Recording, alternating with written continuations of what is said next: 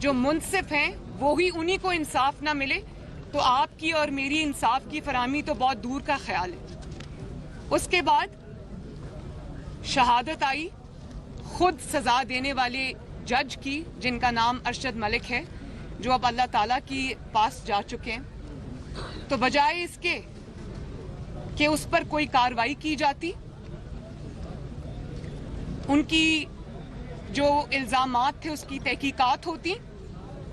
آپ نے انہی کو نوکری سے برخاست کر دیا اور اس معاملے کو اس طرح دبا دیا جیسے وہ کوئی معاملہ ہی نہیں تھا. بجائے اس کے کہ آپ تحقیقات کرتے کہ ارشد ملک کو اس کی ویڈیو کس نے دکھائی اور کیوں بلیک میل کیا، ایک سٹنگ پرائم منسٹر کو یا جس کی حکومت تھی اس کو سزا دینے کے لیے، جعلی سزا دینے کے لیے آپ نے اس جج کو کہا کہ وہ قانون کے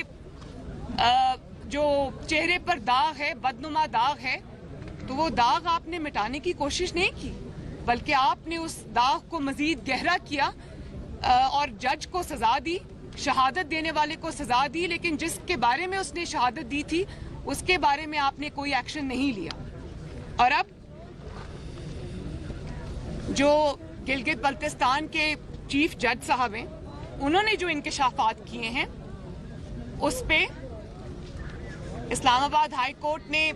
توہین کا نوٹس ان کو دیا ہے. انصار عباسی صاحب کو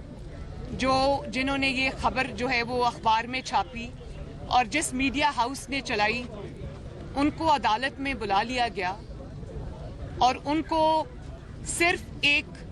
پیغام رساں ہونے کا ان کو اس کی سزا یہ دی گئی کہ ان کے اوپر توہین لگا دی گئی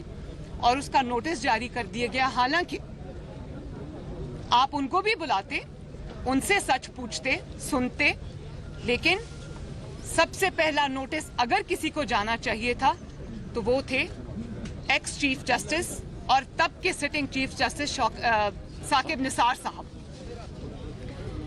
اور ثاقب نثار صاحب